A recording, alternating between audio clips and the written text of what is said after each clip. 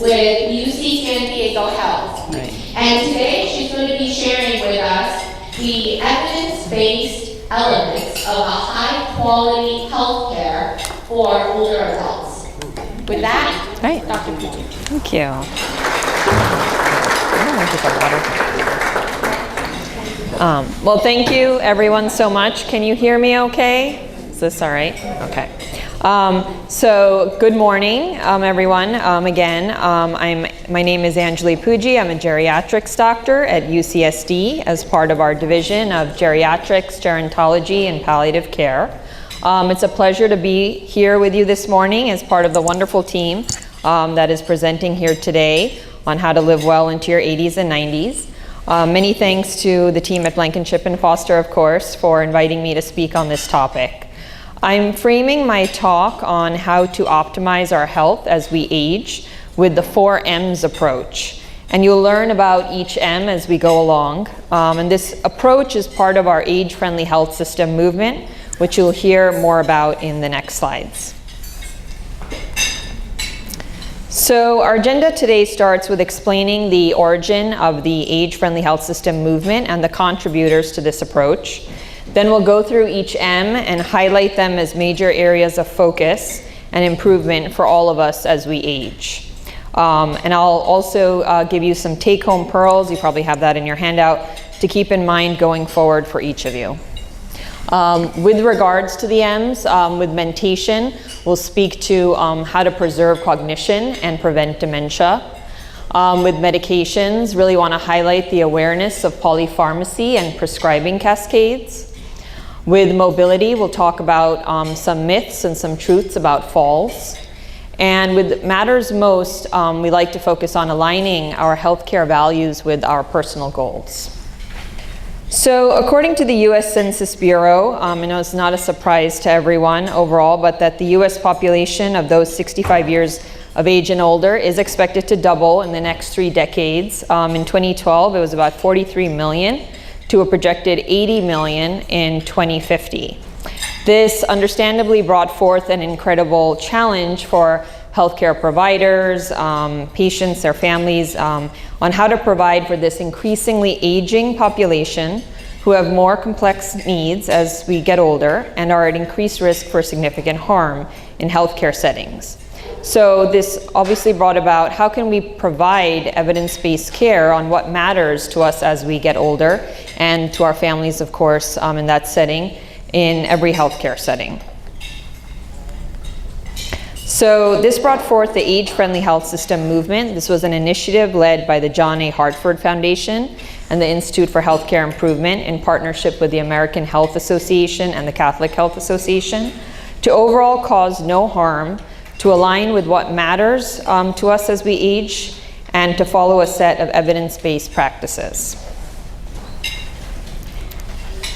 Just to give some background on these evidence-based practice changes, they were born from an extensive research review that were led by experts in the field to identify numerous care features that were then distilled to a set of core care features that now have made up the vital few known as the 4 M's.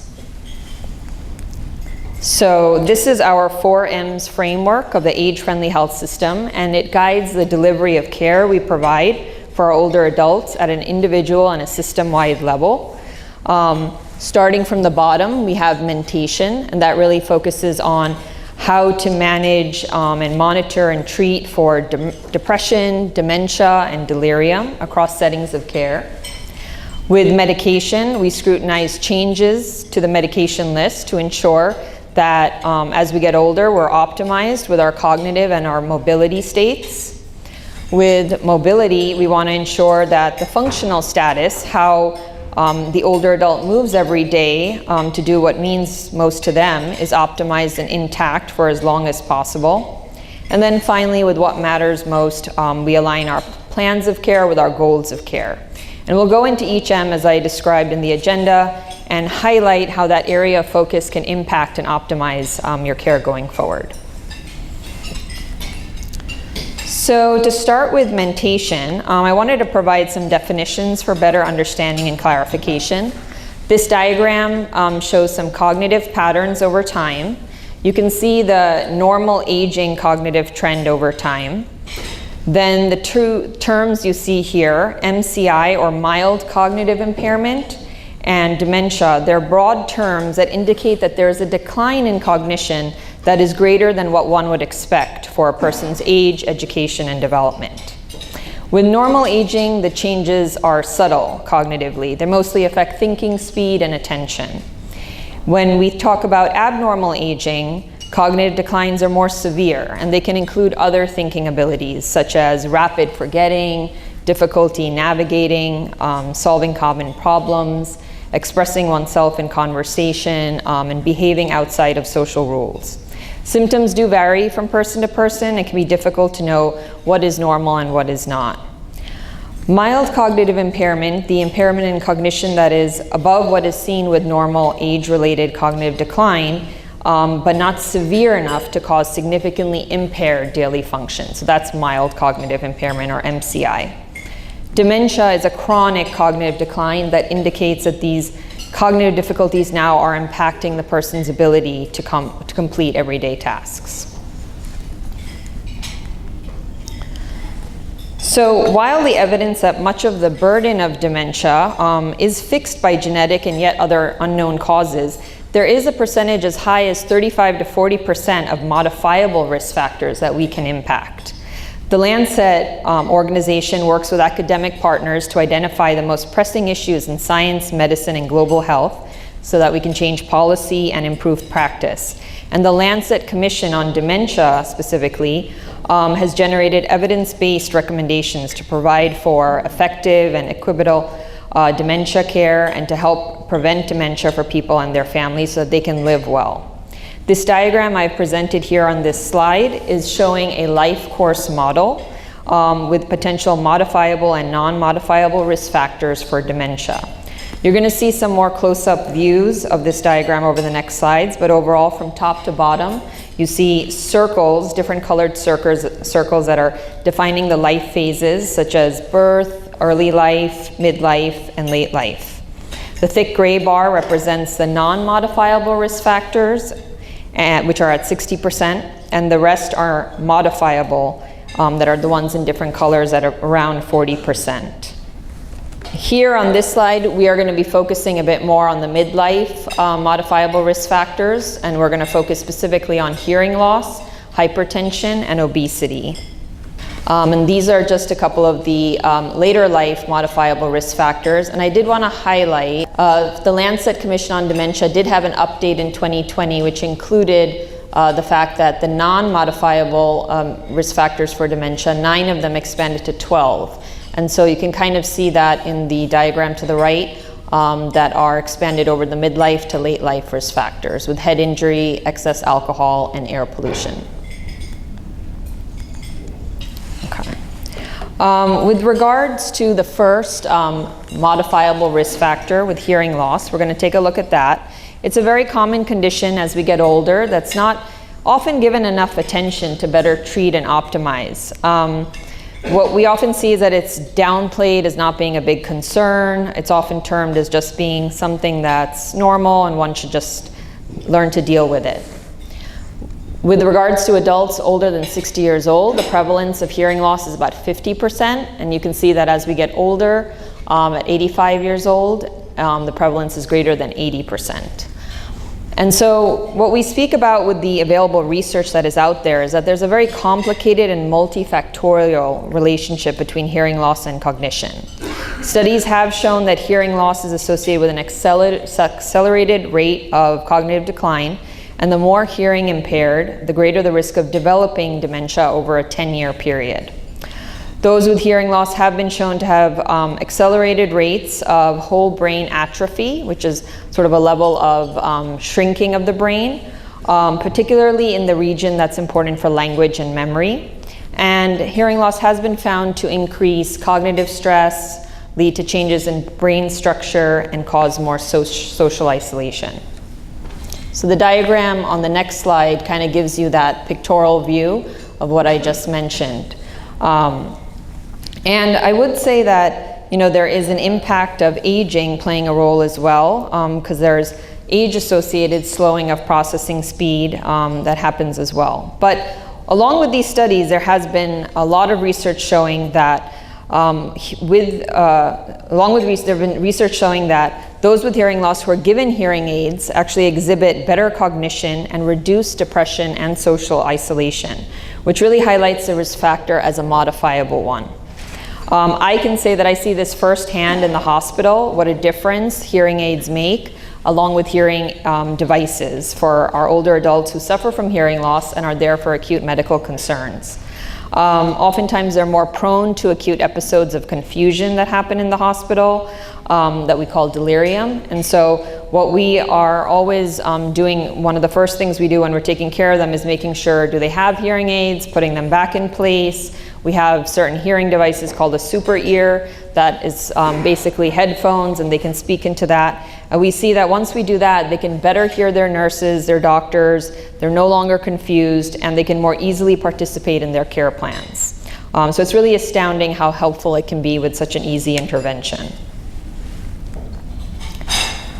The next modifiable risk factor that we'll discuss briefly is hypertension, as it's an important midlife contributor to cognitive impairment. Uncontrolled hypertension is associated with a higher risk of developing dementia in later life. Specific ways in which the brain can be impaired includes what we call the executive functioning, or basically planning, organizing, initiating tasks, and keeping focused, along with processing speed. Those who have uncontrolled hypertension are also found with brain changes that include reduced brain volume, and that can also correlate with changes that we see in dementia. With regards to white matter in the brain, I did want to just define that white matter represents the normal covering of the nerve fibers that constitute the connections in the brain. But abnormalities of the white matter, which we refer to as white matter disease burden or white matter lesions, are markers of inflammation and the wearing down of tissue that can happen in uncontrolled hypertension. So you see here that it's actually reduced in those with well-controlled hypertension. So ultimately, it's important to keep blood pressure under control to prevent cognitive impairment, and the exact target, though, is unclear to maintain cognitive function. There's been some important studies done. The SPRINT trial, the SPRINT MIND trial have been done. And I would say what I always kind of recommend overall is to really speak to your physician about what would be the right blood pressure target for you to help optimize your blood pressure along with your functional status overall. Now we'll move on to the last modifiable risk factor we're talking about with regards to this section, and that would be obesity. The obesity epidemic is concerning in the US, with about 2/3 of the population being overweight or obese, according to the BMI. I will mention, though, that although the BMI is a simple and inexpensive method for assessing obesity, it does lack sensitivity and can underestimate the fat tissue in older adults. Waist circumference has been found to be better at approximating the increased intra-abdominal fat and to be better for assessing the body fat distribution. Consequences of obesity include increased falls, cognitive decline, and an overall decreased quality of life. With regards to body composition changes as we get older, speaking to sarcopenia, which is the age-related loss of muscle mass and strength that often can be the foundation for the muscle weakness, slowness, and falls that can happen as we get older.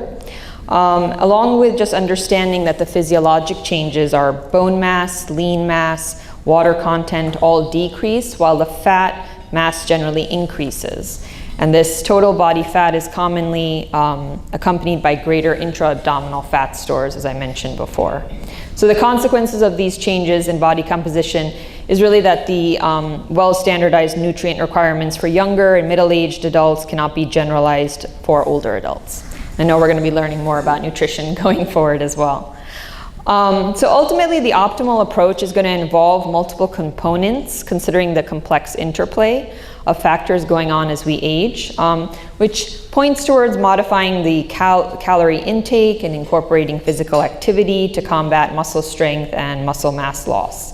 Again, I always recommend discussing any type of exercise goal and plans with your healthcare team, with nutrition, especially also with physical therapy to ensure safety and appropriate targeting as well. So just to kind of put this all together, I know there was a lot of content there, but with regards to the takeaways, is to preserve cognition and prevent dementia. There are many modifiable risk factors, as you saw in the Lancet Commission on Dementia, that can be acted upon, and we spoke specifically about really keeping awareness and treating hearing loss, managing hypertension according to the goals that work for you and your healthcare team, and addressing midlife obesity. We'll now move on to medications. And I wanted to do some definitions here as well, but just to start off that although the percentage of our population that comprise our older adults makes up about 15%, they do collectively account for about 33% of all prescription med use and 40% of non-prescription med use. So it's an important point to consider in terms of the impacts of medication use as we get older. Polypharmacy is the use of 5 or more medications per day. And as we get older, and it's understandable to some extent to see that as we accumulate more medical conditions, a medical list can get longer. Another important event to have a better understanding of is a prescribing cascade, as it often leads to polypharmacy. And a prescribing cascade is pretty much that the signs and symptoms of an adverse drug reaction are misinterpreted as actually a new medical condition. And a new treatment then has started to help that supposed medical condition. And I'm going to take you through a prescribing cascade so you can get some more understanding of that. And that'll be in the slide after this one. With regards to polypharmacy, I wanted to definitely go over the consequences of it, which are understandable, but there are definitely things to be concerned about. Adverse drug events, drug-drug interactions that can happen. As a med list gets longer, I often see my patients not wanting to take the meds because there's just too many of them. It can lead to falls, again, lead to memory issues, feeling foggy, as well as at the system-wide level, just more hospitalizations and higher healthcare costs. So it's an important topic that we want to target and work on. So with regards to the prescribing cascade, I did want to go through this to kind of explain what it could look like. We have an example here of a 75-year-old gentleman who has mild Alzheimer's dementia. His doctor recently prescribed him a medication for dementia, which is donepezil or Aricept. The side effects of this medication can include urinary incontinence as well as diarrhea, so that's what he developed in our example here.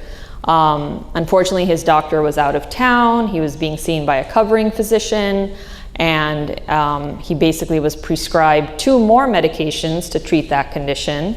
The oxybutynin or ditropan is for overactive bladder, and dicyclamine or Bentyl is for irritable bowel syndrome.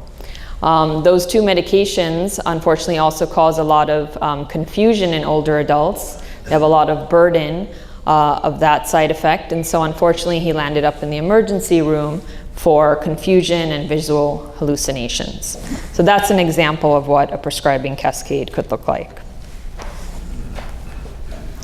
So one of the ways in which we like to target this is to really ask questions of your healthcare team, your healthcare providers. And these are examples of some questions you could ask is, of course, just understand why you're taking the medication in the first place. How long should you be on this medicine? I think very often we get on a medication and it ends up on our med list forever, and we don't realize that there's time-limited intervals for medications. You don't need to be on it for a long period of time. So find out when you need to come off that medicine. Obviously, what are the risks and benefits of the medication? Because it may be that the risks are too much and you might not want to take it based off of that. What side effects should you be on the lookout for? That's important, especially starting a new one. Some things you can look out for so you can call your team and let them know that this is what I'm noticing.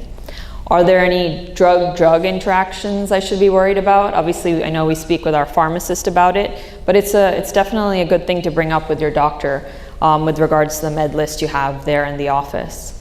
And then this is one of my favorite questions is this the lowest dose of this medication? I think very often we get prescribed a medicine, we don't know what the range of dosing can be. And as we get older, we can actually go on much lower doses of medicine and have just fine enough of an impact. So really try to understand, is this the lowest dose? If it's not, can I get started on the lowest dose and can we see how it goes?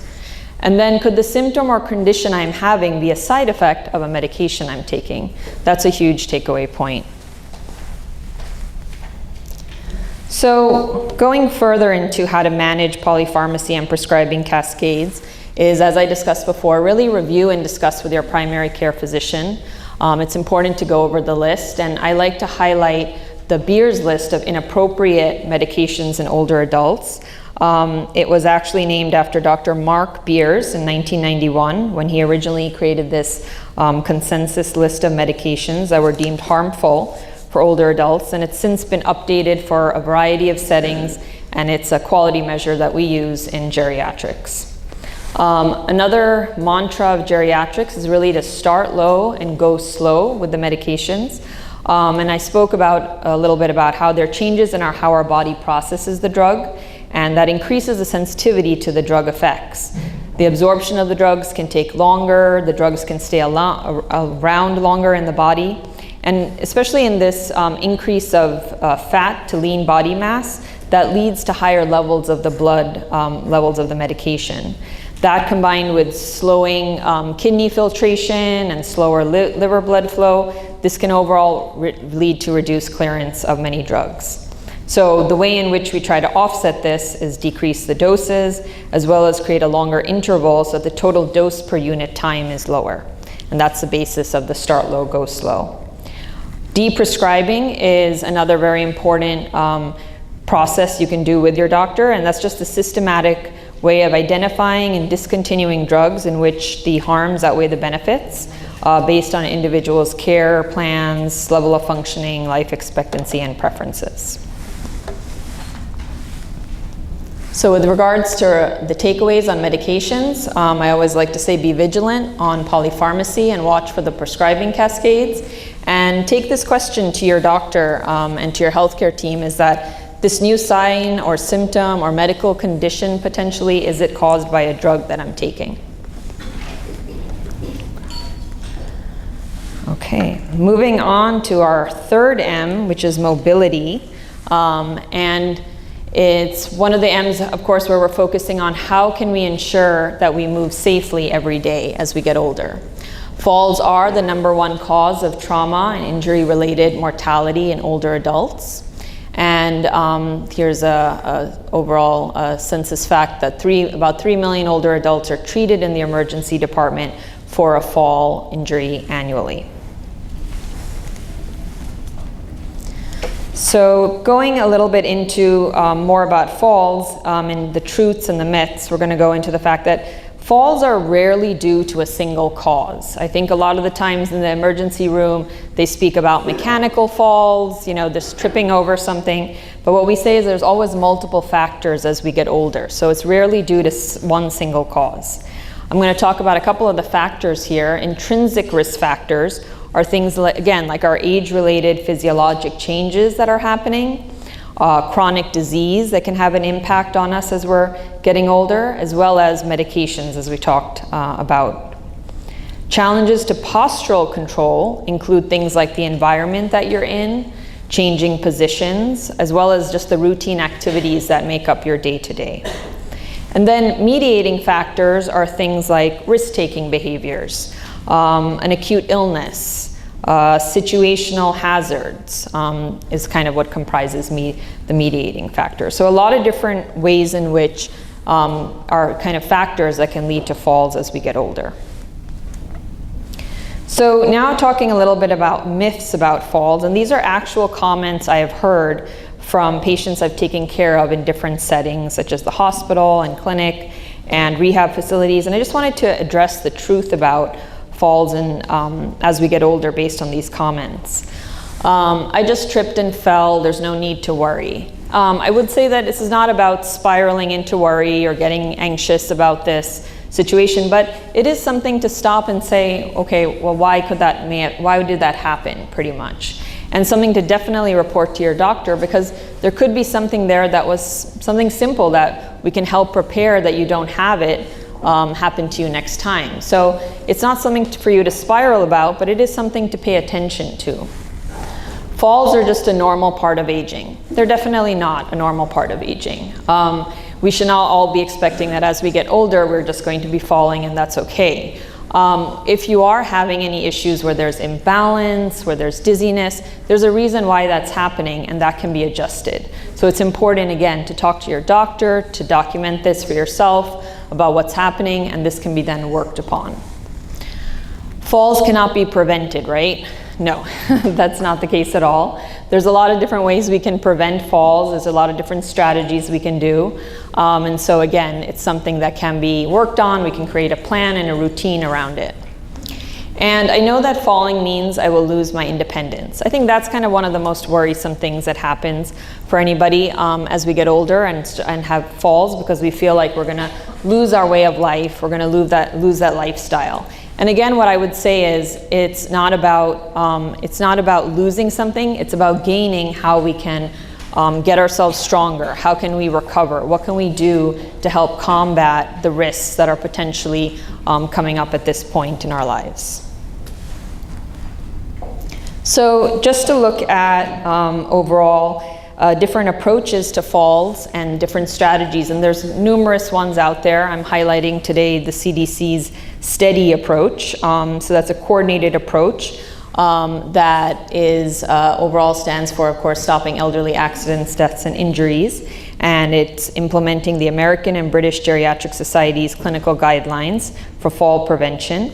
And so kind of going through it, with screening again, just check in with your healthcare provider every year about falls. They should be asking you if you've had a fall in the past 6 months to a year. But if they haven't, you bring it up. You bring up if you've had a fall, you bring up if you're feeling, imbalanced or dizzy or anything like that, so we can help prevent it. Again, assessing modifiable risk factors. There's a lot of things that we can do to help see if this is something that is getting worse or better. So we can look at strength and balance. We can look at your medication list. There could be an interaction happening now that's causing this to happen. There can be home hazards. It's very easy to have a lot of different things going on at home that can cause you to fall. There can be blood pressure concerns, vision and footwear concerns. And then in terms of intervening, there's a lot of different ways and referrals that can be placed and different things that can be done in the office just to see how you're doing with regards to moving around, physical therapy, home safety evaluations, as well as adjusting your medicines and blood pressure targets. So I like this takeaway because I think it really focuses on all the things that we can do in a positive manner for falls. Is that you want to maximize momentum as we age. You want to seek to identify changes that are happening in your mobility, ask why, and develop strategies to maximize the momentum for independence and mobility so that you can be able to go where you want to go. That's how we want to support all of you as we all get older.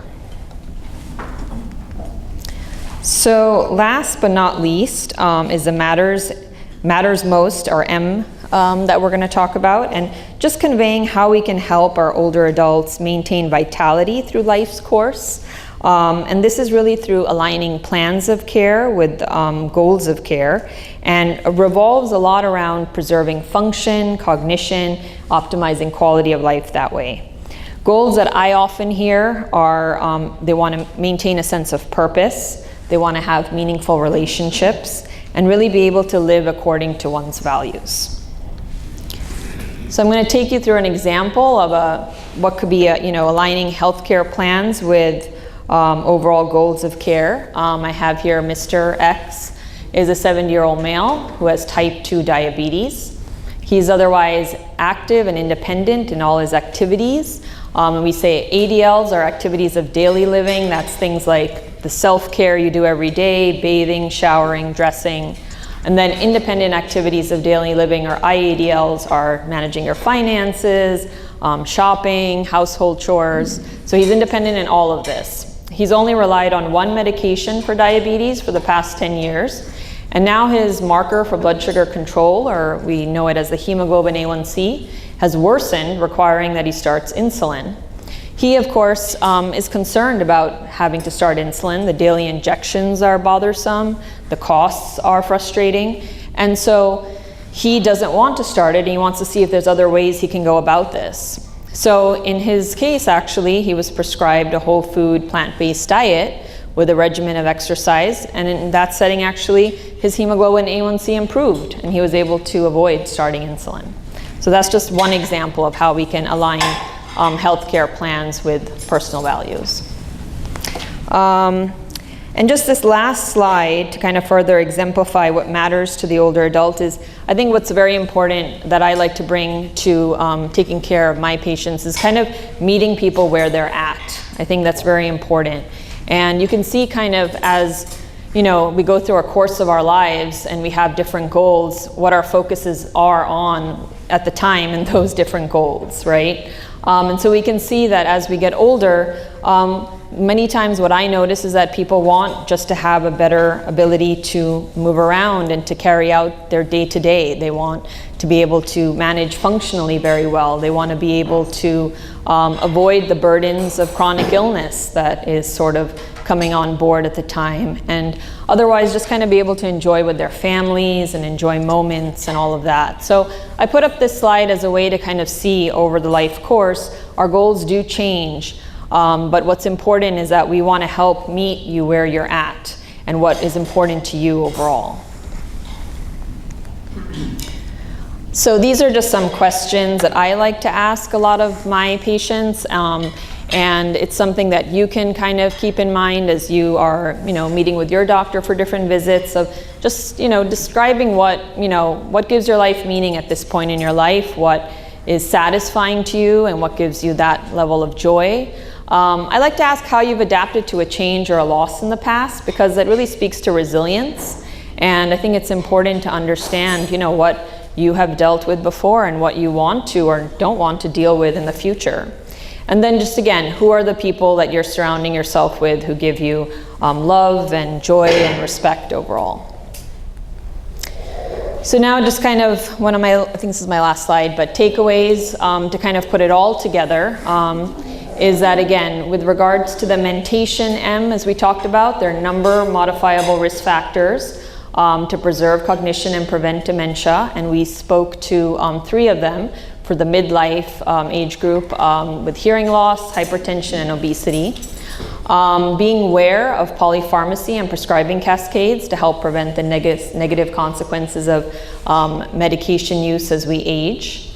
To maximize mobility, you really want to engage with your healthcare team to promptly address fall concerns and to implement these interventions that are available for us. And then encourage a discussion with your healthcare team to align your values with the healthcare values you want to pretty much go forward with to optimize your life trajectory. And I think that's it. Thank you, everyone.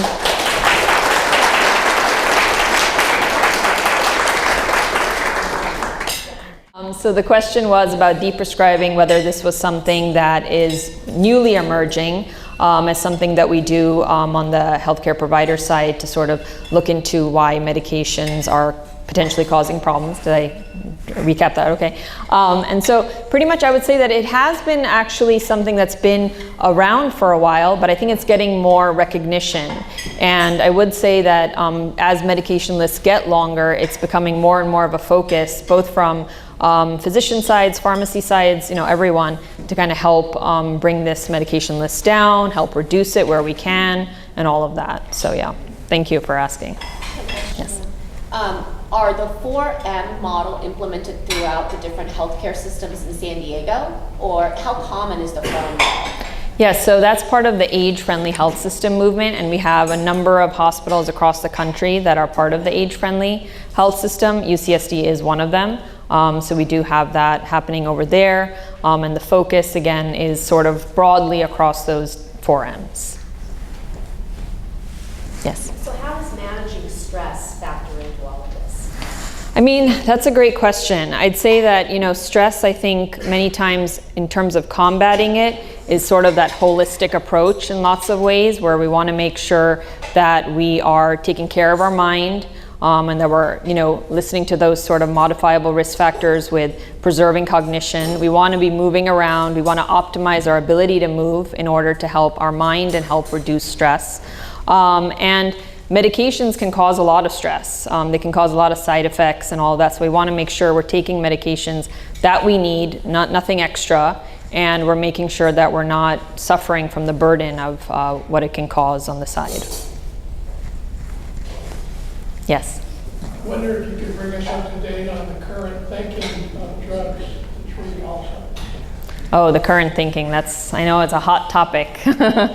I would say my personal approach, because I work largely in the hospital on the inpatient side, I don't get a chance to kind of see someone being prescribed a medicine over a long period of time. But I would say I tend to be more so concerned about a lot of the side effects and the things we don't know about with some of these medications moving forward, especially new ones. I am more of the mindset that we need to see kind of what are all the different factors that need to be managed with regards to even Alzheimer's dementia, and kind of help focus on those versus focusing on just a single pill that's going to help you. So I would say I don't tend to be even in favor of the medications that we use right now for dementia, and I am currently not in favor of the new ones either.